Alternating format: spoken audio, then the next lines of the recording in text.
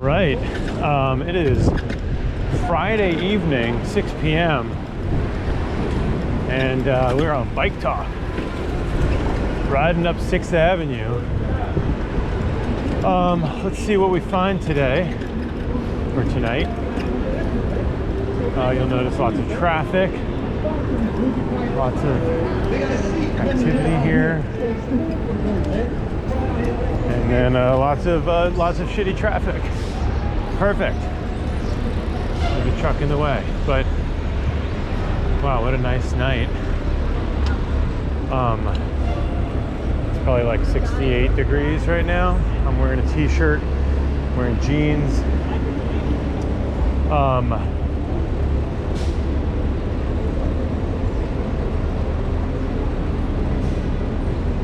And 6th Avenue is just totally congested, as you would expect. No change there, way to go. Congestion pricing. We're at 35th Street and 6th Avenue. We're gonna ride on up and see what we find on this green painted protected bike lane with FedEx blocking the whole intersection.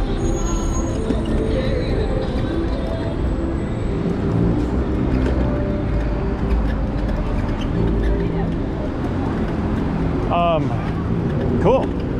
What else? This guy right here, his thing is RX. Oh, that's bumpy. New York license plate, RX, that's the whole thing. What do you think? Initials or a pharmacist for prescription? I feel like that's really clever. What do we want to complain about today? No, I mean, the thing is, I'll be honest, 2020 really sucked, still sucks. But one minor good thing here is that this whole stretch, what I'm gonna ride today, from 6th Avenue to Central Park, all the way, and then all the way up to Central Park West. The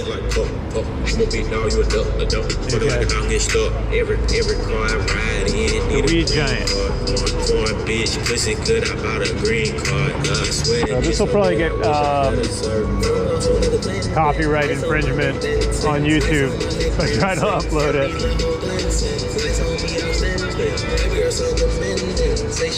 Nice. What? Oh, you got some for me. I wish I could.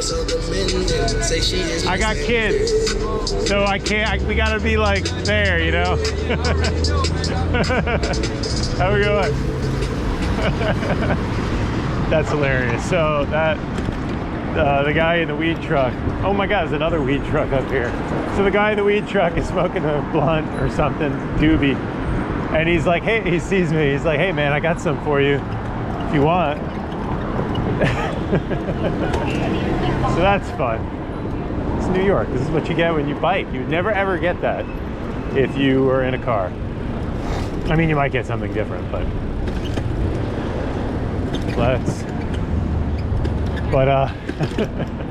so I said, no, I got kids. I don't know if you heard. I said, no, I got kids, so I gotta be, you know, present and available. Lord knows, I wish I could just chill and veg out a little bit, but I don't know if that's a phrase anybody uses anymore. Veg out. I don't know. I'm sure that's from like 1990.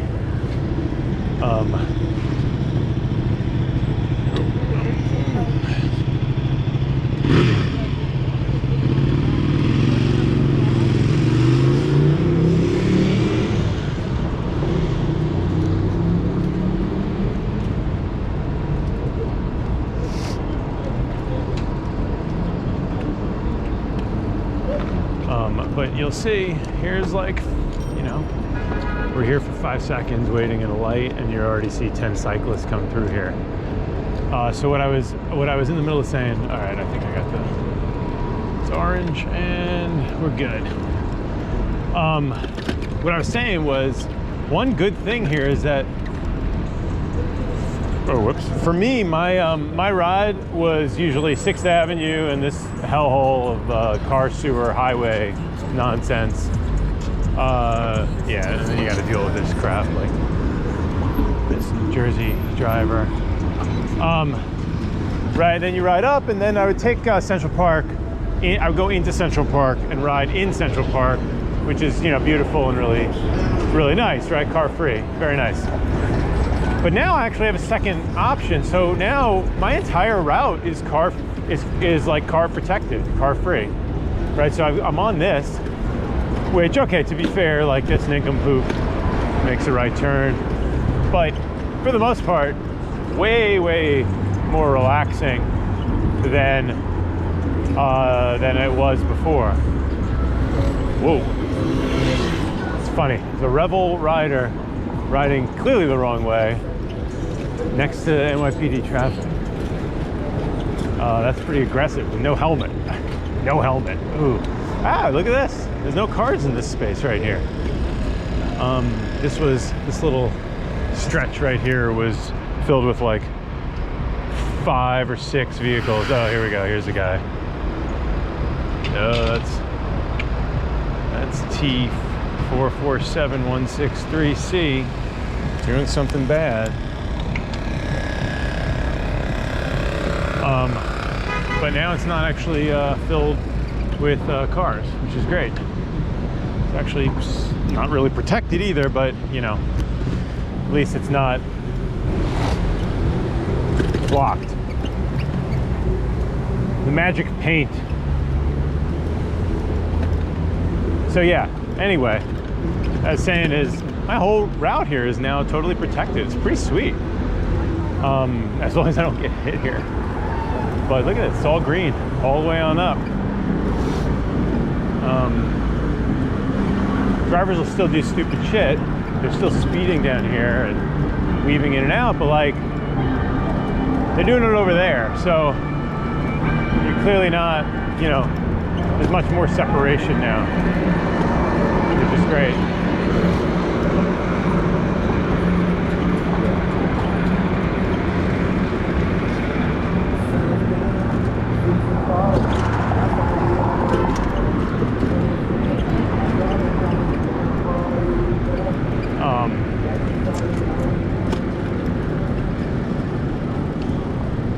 So yeah, so I'm going to take Central Park West on up.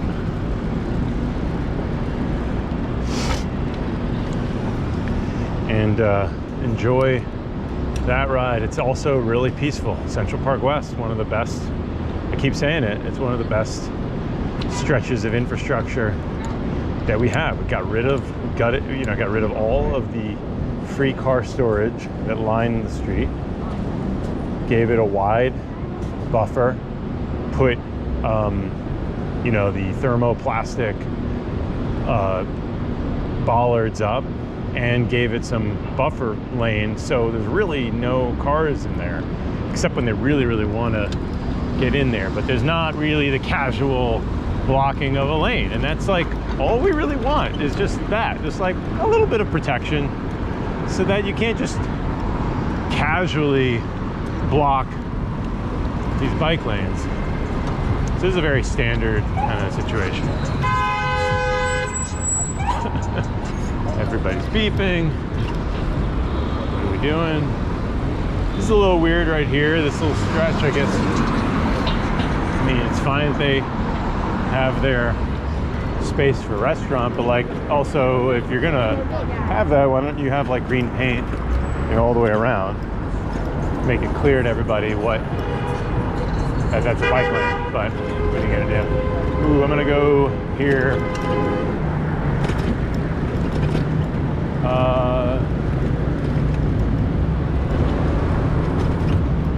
And keep on going. Wow, look at this. I am on a straightaway.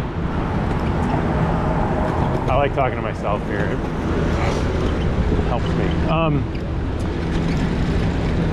So yeah, I think the only stretch here is this part on 110th. This is Central Park South, or 110th Street. Oh, sorry, not 110th, 59, or whatever this is, Central Park South. It's really like 60th Street. I don't know what they're doing here. Cleaning? Something. That's cool. Some horses, or a horse, one horse.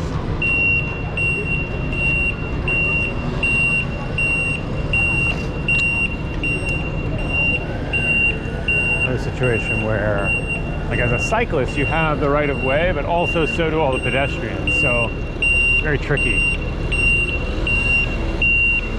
That is not annoying at all. It's also incredibly dusty here. Oh man.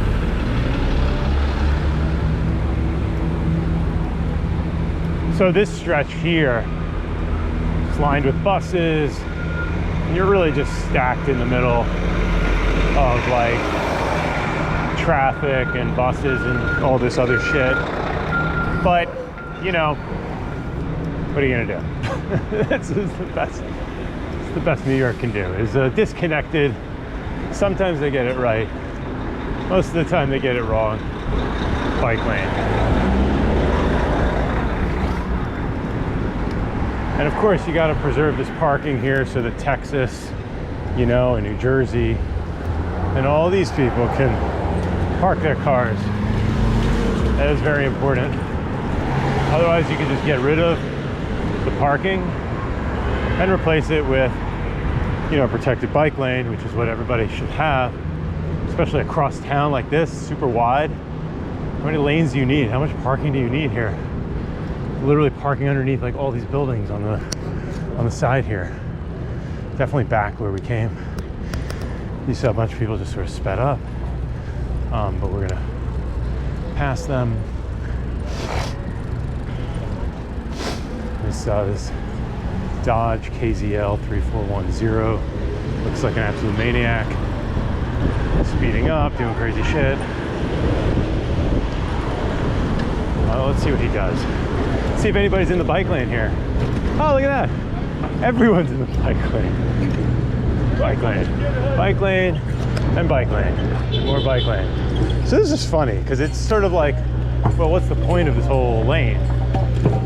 Because I'm definitely not going to ride on that angle. So it's obviously a stopping zone, right? A loading zone, a park for 10 minute zone, whatever you want to call it. But I'm going to go through this. I'm going to go through these lights. Because I yield to pedestrians if they're close. I mean, if they're not even close, there's not really a point. I'm also going like 4.5 miles an hour here, so not a whole lot of, not a lot of problem. But over here is where you want to be a little more upset. There's 3 cars, illegal placard cars, most likely, parked in the middle of the intersection there. That is pretty bad. I'm just a cyclist. Like, the space I take up is like 1/20th as much as cars take up. So this is fun. Did I try? I will. All right, that was a little tight. But that is what happens with sharrows. You don't share very much at that point. But yeah, I mean, look at this.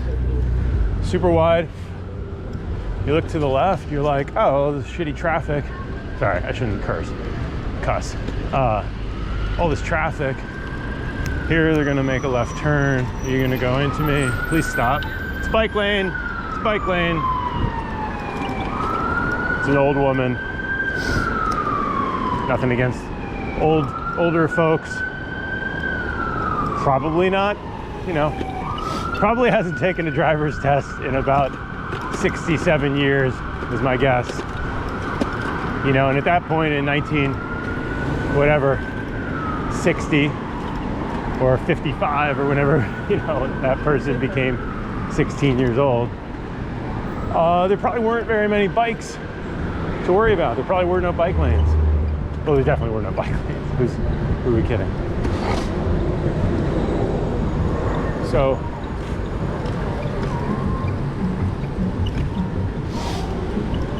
and again, like, you know, the DOT created a one-way bike lane. They were like, well, it's gonna be very dangerous if it's 2 lanes. You know, we can't accommodate it safely. And the thing that's funny about this is that's a very dumb way to like analyze these kinds of problems. You can just assume that people will use this in 2 directions because the other side has no protection and no bike lane. So like, you know, why on earth would you expect that cyclists coming south on Central Park West are going to just simply go on the other side? I mean, some of them do. Sure, you see some of them, but most of the time you see, you know, oncoming traffic, oncoming cyclists who are just sharing the, you know, this wide protected bike lane, which is exactly what it should have been set up for. But instead, you just have people sort of technically breaking a rule, but like realistically just following what is the safest route. And that's why things are sort of stupid when the DOT like touches this stuff. So like, I'm going through a red light, sure. Does that put me in danger? Not really, no. Does it put other people in danger? No, not really. They just have red lights because they didn't create any bike lights, which would be green, you know? And it would be like flashing orange or something. It'd be like, all right, yield to pedestrians in the crosswalk, which is what most people do anyway. So we're all basically technically breaking tons of rules that are just like very poorly designed. And if you actually sort of follow them, you generally would be much safer or much less safe, because you'd have to be riding, for instance, south here on Central Park West on that side of the street, which has absolutely no protection, no line, nothing. Just a big pile of crap. And this side, which has a wide berth, lots of buffer, protection, obviously 100 times more safer. So it's either pick an option that's less safe and or follow all the lights and everything and be just so inconvenienced when there's really no reason. Like, there's no reason to stop at a red light right here. For me, if I'm not coming in contact with pedestrians.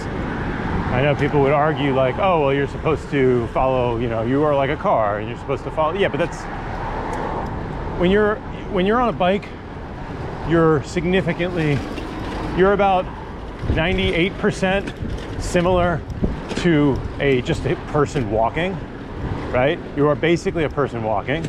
You just have some wheels and you might be going a few miles an hour faster, but that's about it. And you're like 0.1% similar to a car, like a driver in a car, which has thousands of pounds of metal, who has blunted senses. You know, they're not even really controlling the car. Most of these cases, the car controls them, right? They lost control of the car. How common is that? What does that mean, lost control? How do you lose control of something? Nobody loses control, right? Unless you're speeding, or you don't know how, or you're taking risks that you shouldn't be taking. So when I'm riding here, I am much more similar to just a pedestrian crossing a street than I am to a car blowing a red light. I think that's the key distinction here. When I hit obvious, like big intersections like this, which, by the way, you see 3, 4, 5 people at this one intersection, just as one light.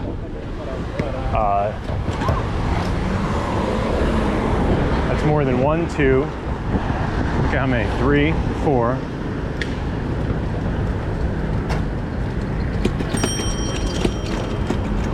5,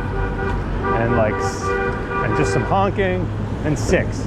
And now we're basically equivalent to who crossed over. Now a bunch of the other assholes are there. That's great.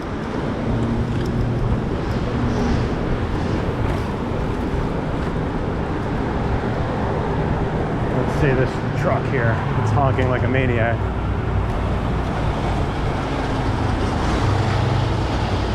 Clean Harbors Environmental Service.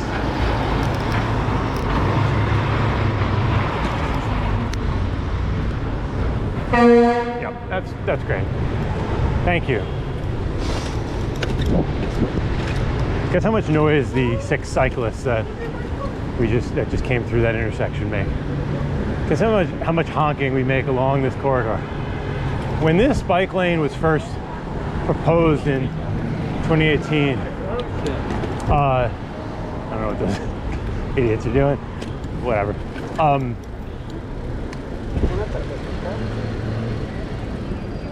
This bike lane was first proposed.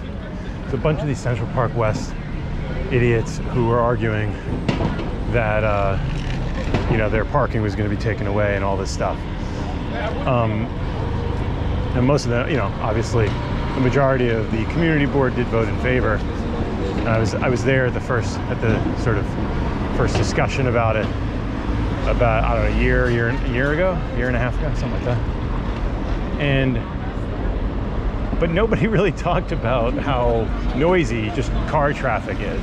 And when you just swap out cars for cyclists, you actually get just massive noise reduction, you know? I mean, that's like something that I don't think anybody has even studied on Central Park West. So I'll give you an example. Like, this is a very real world example, right? This bike lane, there is no shoulder here. There's not really places where you would just stop casually. Now that wasn't the case, and there's no place to park, right? There's obviously no parking. So you have 0 cars, right, theoretically, but in reality, like basically 0. You don't see anybody trying to park here or thinking that they could.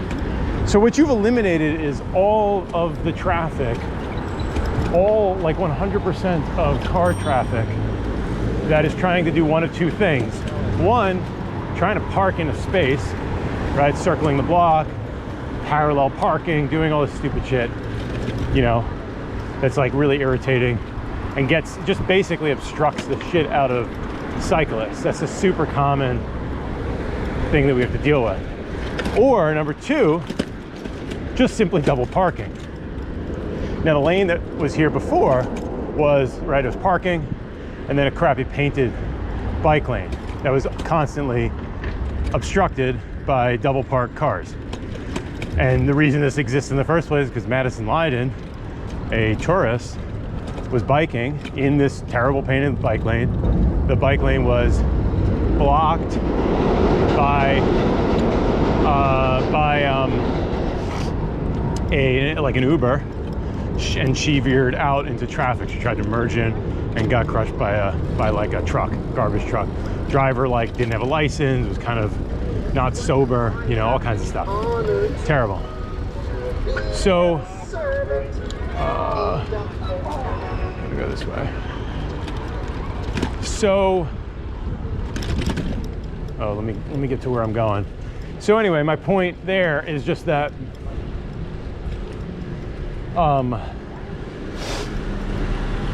you don't have anybody doing the double parking nonsense that you had all the time on these painted bike lanes that are basically garbage. They're just like stopping lanes that force cyclists to veer back and forth and all over the place. But the thing is, they also cause traffic congestion, right? A double parked car doesn't just inconvenience a cyclist or put their life at danger, but also pisses the shit off of drivers who have to then like slow down and veer around. So all the honking that comes out of that is also eliminated, which is amazing. Nobody really talks about that, but the noise is probably significantly lower because you just simply don't have the volume of cars honking, weaving, stopping, slowing down, veering in and out, speeding up, just doing all the dumb stuff. They really only have fewer places to go. They've essentially lost 2 lanes, right? The stopping lane, which is the bike lane, as well as the parking lane to parallel park. So that's all I got for right now. Thanks for watching. I gotta make a pickup. And be well. Like and subscribe.